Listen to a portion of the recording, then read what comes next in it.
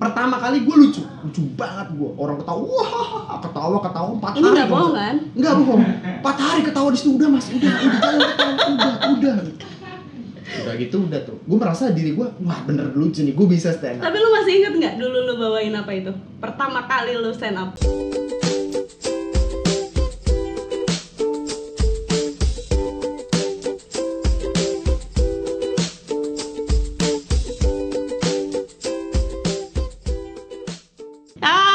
Welcome back Windy Septiana di Respublika Channel. Yes.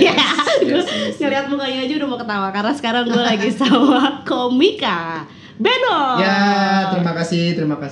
Terima kasih apa? Gue belum ngasih apa-apa. Terima kasih udah mengundang gua di acara di podcast ini. Iya, apa sih nama thank podcastnya? you. Respublika Channel. Oh, Respublika Channel. Rest itu berarti istirahat. Istirahat, rest area. Sleeping.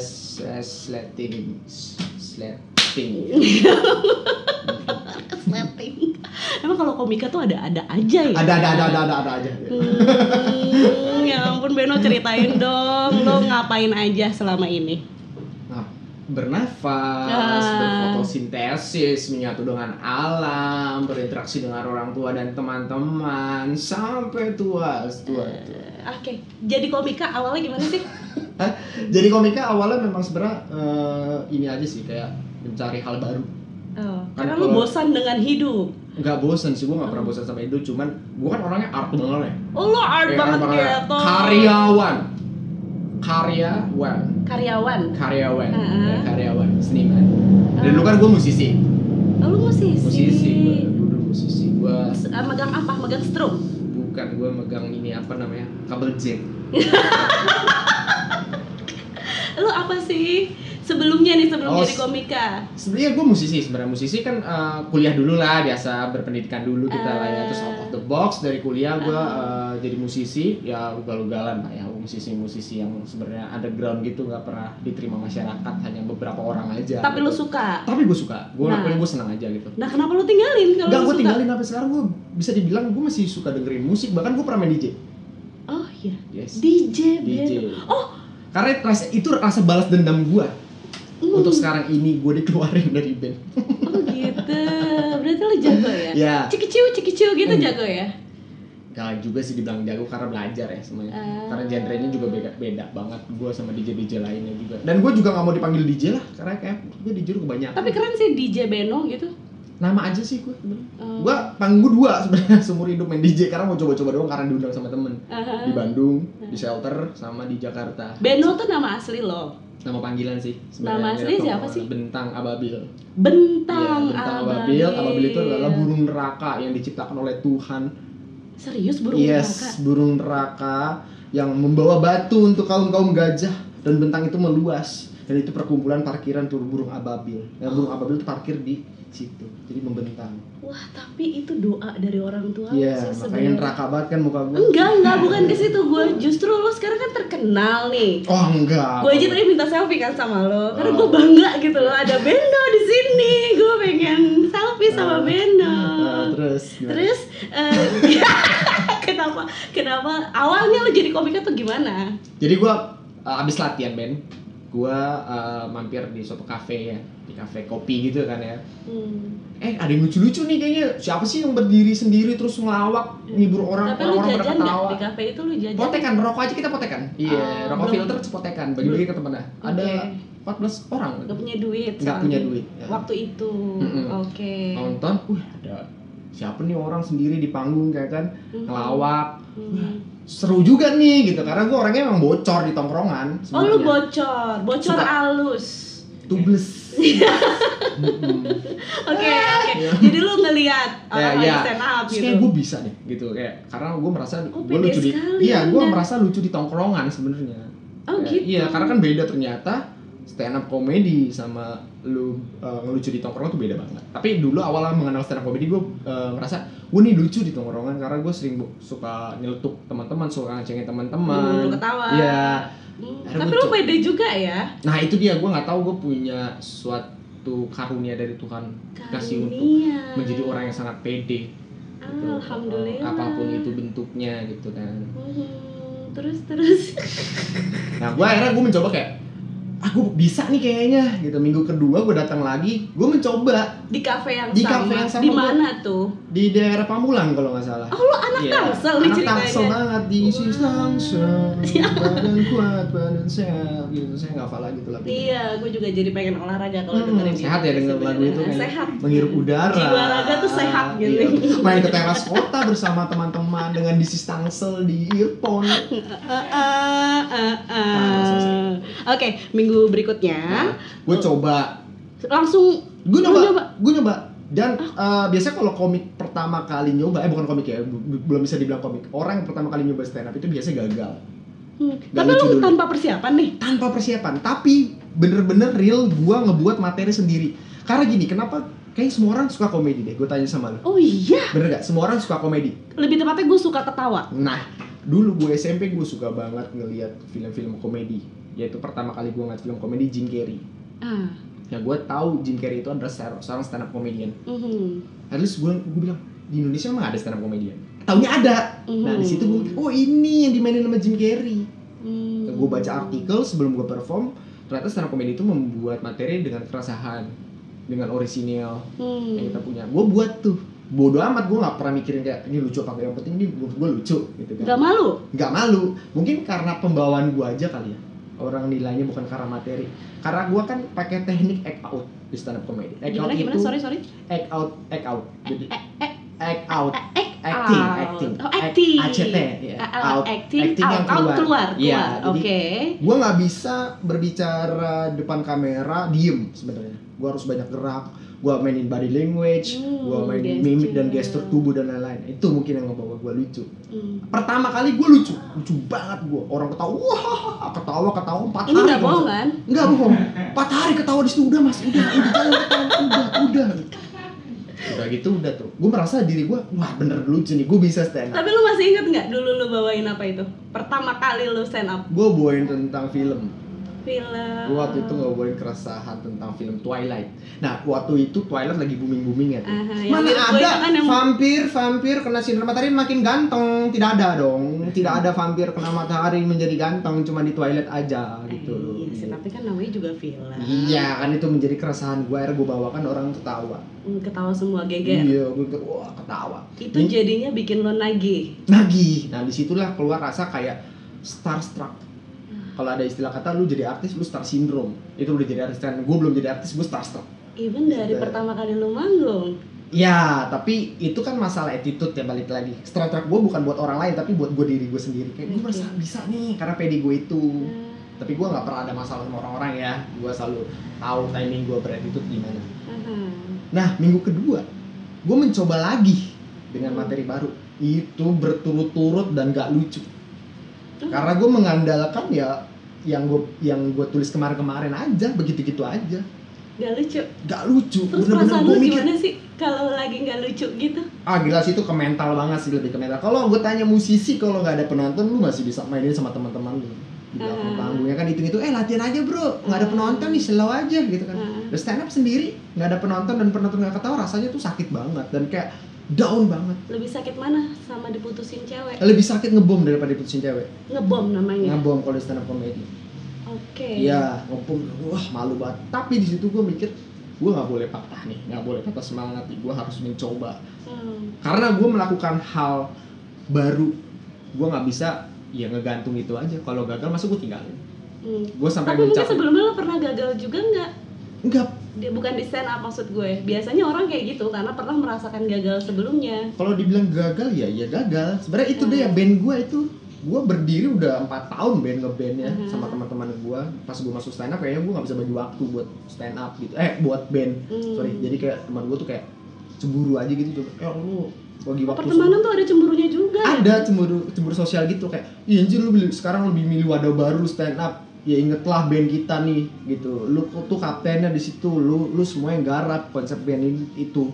Lagu lu semua yang mixing dan buat lagu lu semua, tapi lu keluar gitu aja. Gitu. Lu bawainnya pakai emosi. Ya karena kalau enggak emosi enggak natural. Seru banget sih.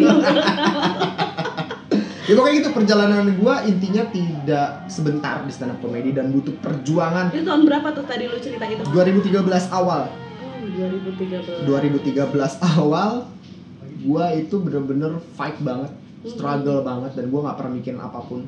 Jadi kalau udah bisa dibilang banyak pelajaran gue dapet dari stand up comedy, nggak cuma dari hal yang lucu menjadi orang lucu, tapi sikap lu berattitude, pola pikir lu langsung dapet income nggak sih di situ? Sebenarnya enggak, gue nggak orientasi gue masuk menjadi stand up comedian, nggak ada pikiran untuk terkenal. Walaupun waktu pada masa gua itu 2013 ya, lagi booming-boomingnya kompetisi lokal. Dan masuk yang era di TV itu. Ya enggak, lokal yang di daerah-daerah kita kayak misalkan punya daerah, kita ngebuat acara gitu, lomba-lomba internal kan. Okay. Nah, kalau lomba yang nasional kan di TV, ya kan. Nah, 2013 tau gua di tengah-tengah tahun deh kalau nggak salah tuh ada kompetisi nasional di televisi umum. Ya, udah masuk ke season 3. Itu udah banyak banget komik-komik yang ikut, dan gue dipaksa untuk ikut, dan gue nggak pernah mau ikut. Kenapa? Nggak pernah, karena tujuan gue menghibur diri gue sendiri. Loh, lu stand up untuk menghibur diri lo sendiri? Yes. Bukan menghibur orang? Iya. Nomor 2 menurut gue. Kalau gue pribadi, gini deh, gue di Instagram, gue suka banget ngebuat video-video aneh, dan yang menurut gue itu bisa menghibur gue ketika gue stres. Tapi orang tertawa. Itu nomor 2. Jadi kalau misalkan ini sebenarnya defender gue kayak, bang lu nyari sensasi aja lu di Instagram, buat video-video pakai sempak, mandi, ngerokok segala macam. Sorry, gue itu bukan buat lu, itu buat gue. Nomor 2 buat orang. Ini menarik sih.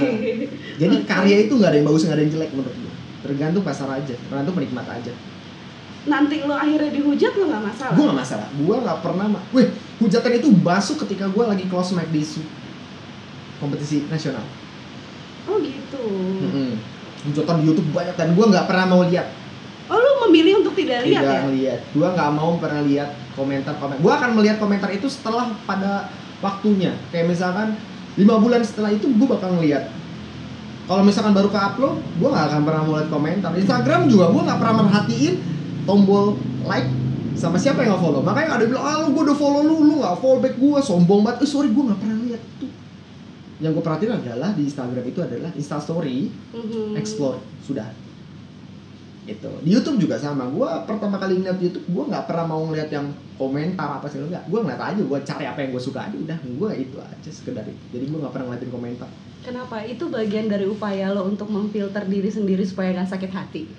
Gue kalau dibilang baper, gue udah hilang dari zaman gue kuliah. Baper lo udah hilang dari zaman kuliah? Maksudnya baper dalam arti rasa tersinggung gue udah hilang. Oke, karena pernah terlalu tersinggung? Yes, pada klimaksnya ya pernah gue menjadi orang yang sangat direndahkan sama teman-teman gue. Gue bisa apa? Really? Emang dia bisa apaan sih? Udah biarin aja, iyain aja gitu. Ya, gue kan ya namanya manusia punya cara, punya ingin, pengen apa ya, kayak gue tuh bisa loh dalam bidang apa, tapi gue merasa di situ lingkungan gue yang tidak mendukung gue. Kayak gue merasa kayak udahlah, dia mah apa sih. Oke, tapi at the moment apa yang lo lakukan waktu lo direndahkan itu ya? Ya, gue gak bisa ngapa-ngapain karena gue gak punya apa-apa juga. Maksudnya ya gue ya kayak orang-orang biasa aja nongkrong gitu. Gue cuma mikir ini gak akan selamanya. Ini cuma masalah kondisi aja sih. Gitu. Tapi dari dulu emang lo udah pede? Udah pede aja, ya biasa aja. Gue bakal yakin kalau kondisi ini gak akan selamanya, tergantung kondisi. Dan akhirnya bertahun-tahun setelah itu lo membuktikan bahwa lo sukses menjadi komika. Kalau ngomong sukses enggak sih, tapi kayak lebih naik aja, lebih buat upgrade gue sukses aja. Sih. Ya, gue berat banget sih kalau ngomong kayak gue terkenal atau gimana. Gue selalu menempatkan diri bahwasannya gue tuh netizen. Oh gitu. Gue di panggung ya komika, backstage gue manusia biasa, dan sama kayak lu, gue ngopi, gue ngerasain lapar, sama kayak lu. Iya. Gue nggak mau dibilang dia artis di komika, enggak, gue sama kayak lu. Tapi tuh komika punya ilmu baca pikiran orang juga ya. Kok lo tahu sih gue lagi lapar? Dia kan bilang di bawah. Kalau baca situasi sih, bukan baca pikiran sih lebih tepatnya. Karena kan komedi itu masalah timing kan. Ya, gue mau nanya, tantangannya apa sih jadi komika? Tantangan ya? Ada tantangannya dong ya, pasti. Tantangannya paling di penonton sih. Menghadapi penonton yang kayak yang tadi itu di momen lo ternyata nggak lucu untuk gitu. asumsi kita kan beda sama orangnya, sama kayak selera jokes itu kan beda sama orang lain kan. Ada yang jokes receh banget gitu kan, ngelihat daun jatuh daunnya copot kan gitu kan, ada yang kayak gitu, sereceh itu banyak.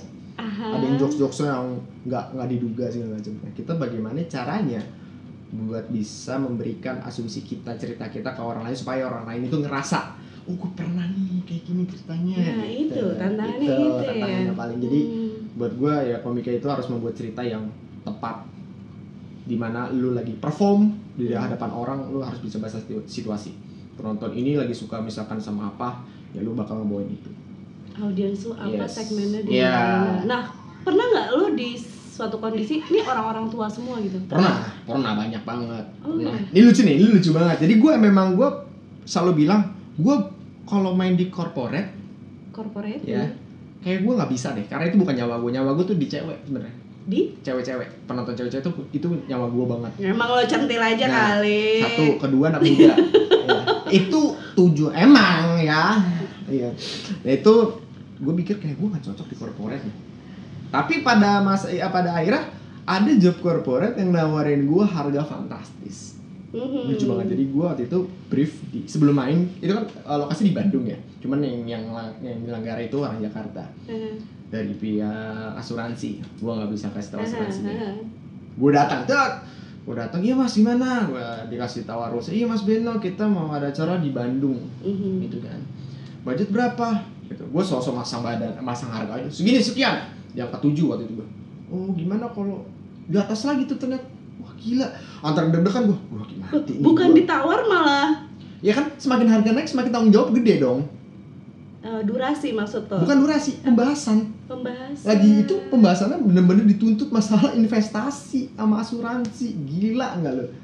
Gue tadi mau nolak cuma gara-gara harga fantastis tangan gue gerak sedikit. Ya mas bisa ambil. Sampai rumah kayak kenapa gue ambil gitu kan? Ini. Tapi dari lo negosiasi itu sampai ke hari H-nya berapa lama?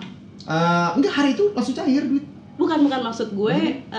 Lo perlu ini dulu dong, lo perlu cari bahan dulu. Oh iya, itu seharian. Sehari jadi, aja. Jadi pas, ini lucu juga sih. Jadi gue ambil tuh duit, besok udah berangkat ke Bandung. Okay. Itu kondisi jam 10 malam. Gue nggak bisa buat lagi ngantuk, kondisi capek ya kan? Ya kan. Berangkatlah gue ke Bandung itu pagi jam 7. Untungnya nggak macet. Sampai lokasi Bandung gue nyewa hotel kan. Udah dibukain hotel tuh. Udah dari situ gue udah buat materi. Udah nyampe sana baru buat materi. Karena besokan gue perform pagi, jam 7 pagi di kampus, 2 kampus. Selesai pokoknya gue jam 7 malam, dari jam 7, 12 jam lah pokoknya. Karena banyak break-breaknya kan. Itu gue ngebuat materi tentang asuransi, investasi, segala apa yang lucunya ya, segala macamnya asuransi gini. Akhirnya dapet lah tentang asuransi kayak gimana ya kan. Buat ya alhamdulillah ya udah banyak yang ketawa juga gitu kan. Walaupun di awal deg-degan. Dan sampai sekarang kalau ditanya, gue masih deg-degan karena itu salah satu cara gue biar tidak grogi dan biar tidak biar gak terlalu, kan banyak yang meremehkan panggung ya. Banyak ya. Panggung lah. Taunya lu nggak maksimal. Jadinya besar kepala. Jangan sampai lu menghilangkan rasa grogi gue di belakang panggung. Jangan ganggu gue. Biarkan rasa grogi gue hilang di panggung. Nah, treatment gue seperti itu. Jadi rasa grogi gue akan hilang di panggung. Nah, tapi gue ngebawain maksimal, ya fine aja gitu. Sejauh ini yang paling bikin lo grogi tuh orang-orang tua audiensnya gitu ya? Sebenarnya iya. Sebenarnya iya, bisa dibilang ya orang tua tuh, wah gila, kayaknya mereka nggak butuh hiburan. Kayak mereka tuh harus melihat yang lain gitu. Kayak ngeliat beruang madu kan banyak tuh di sewa. Lihat aja beruang madu, ngapain nih ya manggil stand up komedian, ujung-ujungnya nggak ketawa. Kayak mereka gitu, mereka udah kaya. Iya kan? Ngapain stand up comedian? Karena memang ada kelas-kelasnya juga sih komedian. Oh gitu, ada kelas-kelasnya. Harusnya lebih cerdas juga orang acara memilih komika. Gitu. Ketakutan gue gitu kalau ada job-job corporate ini, gue agak kayak bisa nggak bisa. Tapi mau nggak mau gue harus bisa. Selalu worry aja. Yang bikin lo enjoy job apa? Ya itu acara kampus. Acara kampus. Acara-acara kampus yang penontonnya ya cewek, cowok yang ya sepantar gue atau di bawah gue. Karena gue enak aja ngebawainnya lepas aja kayak ngebawain lifestyle. Nah, kan ada blue, sarkas, itu apa namanya? Itu sih masuk kayak genre aja sih. Genre, nah lu masuk genre mana? Sebenarnya gue tentatif. Kalau buat gue pribadi, gue blue sih. Blue. Iya. Kelihatan lebih ke sih. seksualitas gitu kan. Kelihatan dari aura. Blue, dark gitu. Tapi kalau gue nggak bisa bawa itu ke semua tempat. Aha. Ya kan? Gue harus bisa beradaptasi sama tempat lain juga. Akhirnya gue yakin dan percaya memang karena di depan mata gue sendiri Komika ini cerdas memang. Luar biasa loh. Lu ngomong nyerocos gitu aja kan butuh kecerdasan yang lebih dari orang kebanyakan orang-orang biasa. Karena udah latihan di rumah tadi. Nggak mungkin. Emang lu tahu gue mau nanya apa? Nah, sekarang nih kita lagi wabah ya, lagi pandemi. Itu berpengaruh nggak sih ke Komika? Berpengaruh ya, kalau dibilang ya berpengaruh. Kayaknya semua pekerja, semua seniman kayaknya kayak tadi disuruh untuk beradaptasi sama hidup baru. Tapi lo sendiri nih ada job yang cancel kah atau? Ada. Jadi memang sebenarnya banyak job gue di bulan April ini, di bulan ini. Ada 4. Tapi udah di briefnya dari bulan lalu sebelum corona. Udah di lobbynya belum corona, akhirnya ditunda lah. Di DP tuh. Udah di DP. Tapi kan DP masuk dong. Iya, DP masuk. Iya, sekarang masih tetap berjalan. Entah kapan kayak bodo amat, yang penting DP masuk gitu kan. Buat pegangan lah gitu. Ya gitu masih masuk, ya udah akhirnya. Kalau ya itu dia di bulan April ini banyak banget coba ketunda sih. Jadi untuk sekarang ini gue juga berusaha buat kayak udahlah gue kayaknya nggak bakal bisa keluar zona di Tangerang.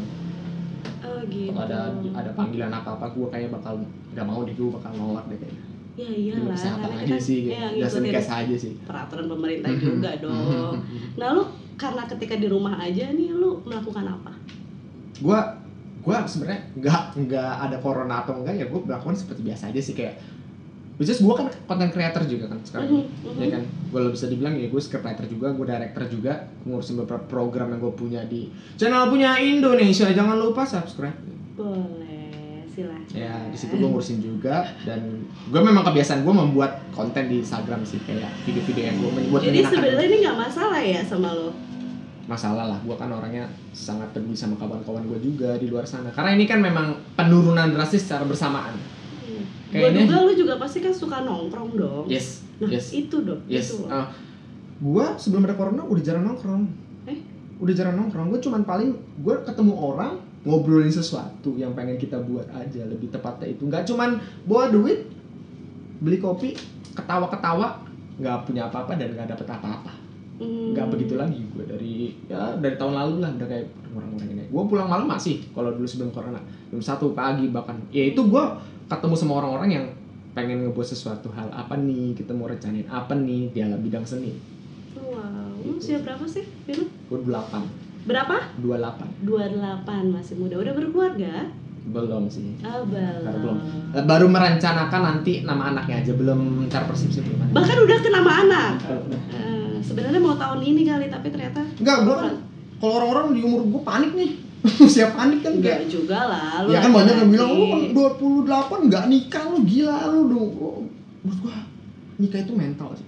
Nikah itu mental. Sama kayak kena corona nih, mental nih. Maksudnya sorry to say sebenarnya kayak temen gue banyak banget nikah muda di umur 22. Gue lihat hasilnya apa? Ya karena kebiasaan habitnya seorang cowok itu masih muda, ceweknya masih muda.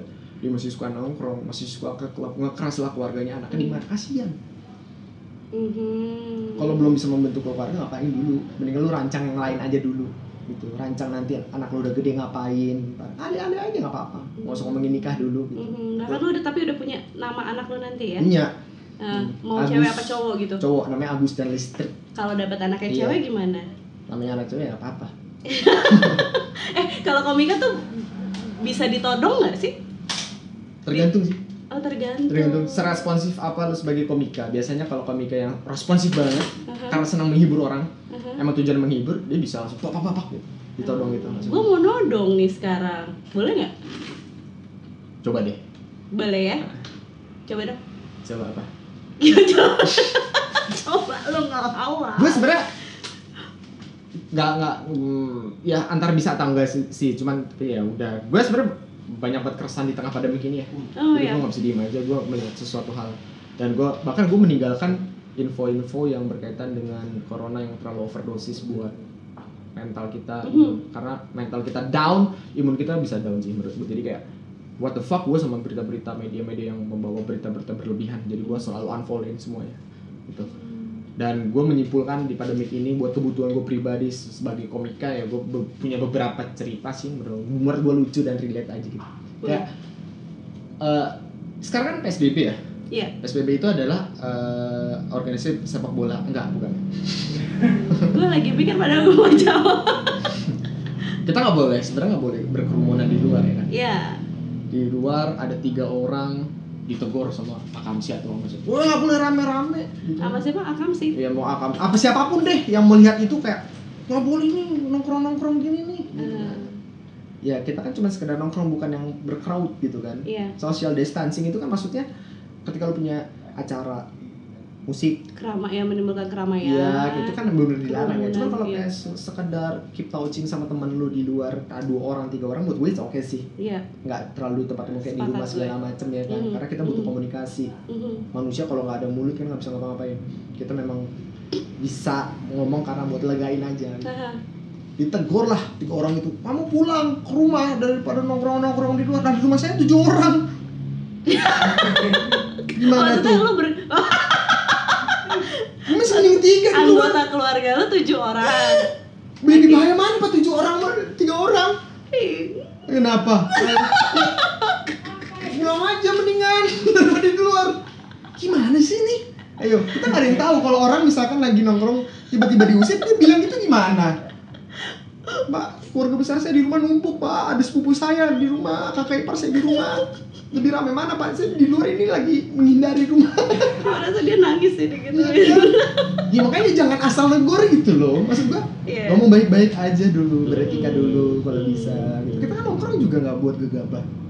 Ya kan? Karena 3 orang kok, 4 orang di luar rokok ngopi ngobrol. Emang ada aturan ya by the way, maksimal 5 orang. Iya, paham. Tapi ketika di rumah 7 ternyata gimana? Nah, itu pikirin deh coba.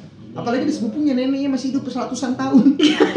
Yang punya penyakit kompilasi lagi Kompilasi lagu kali ya. Di rumah. Gimana gue mikir? Ya kan? Ya, Beno, thank you ya. Ada pesan nggak nih buat teman-teman komika atau siapapun yang di rumah supaya menghilangkan stresnya gitu? Corona tuh COVID-19 itu yang penting nggak stres. Poinnya tuh itu. Bener banget, karena corona ini kan menyerang nggak cuma ke fisik tapi mental juga. Iya, nah orang-orang kayak lu nih sebenarnya dibutuhkan di era seperti ini. Gue juga stres. Gini, kalau gue pribadi sih, gue nggak memaksa orang harus ini itu ya. Balik lagi, lakukan aja seperti biasa apa yang kalian mau. Intinya ikuti peraturan pemerintah kan, karena pemerintah lebih tahu. Kalau dibilang jangan social distancing, jangan. Intinya lu masih bisa berkomunikasi sama teman-teman lu lewat apapun itu. Ya, nah, buat komika deh yang pengen kayak lo. Kayaknya aku mau semua komika sama sih ngebuat suatu konten yang lucu. Dimana biar nggak stres ketika orang bisa ngeliat video kita terus ketawa, itu salah satu obat buat kita juga. Gitu. Jadi gua selalu ngebuat video, orang ketawa ngeliat video gua, ya gua merasa hidup gua kayak udah ini loh gua nggak stres. Karena gua orangnya chill banget sih sebenarnya. Kita bantu teman-teman kita di luar sana yang kesulitan dalam bentuk apapun, bantu gitu. Biar lu nggak stres. Menurut gue seperti itu sih, apalagi lu sebagai seniman penghibur, ya lu bisa menghibur orang biar lu nggak stres. Thank you banget, thank you for sharing, thank you udah menghibur. Mudah-mudahan yang nonton semua nih di Respublika Channel terhibur juga. Ya, amin. Oke, kita bye dulu. Oke, bye.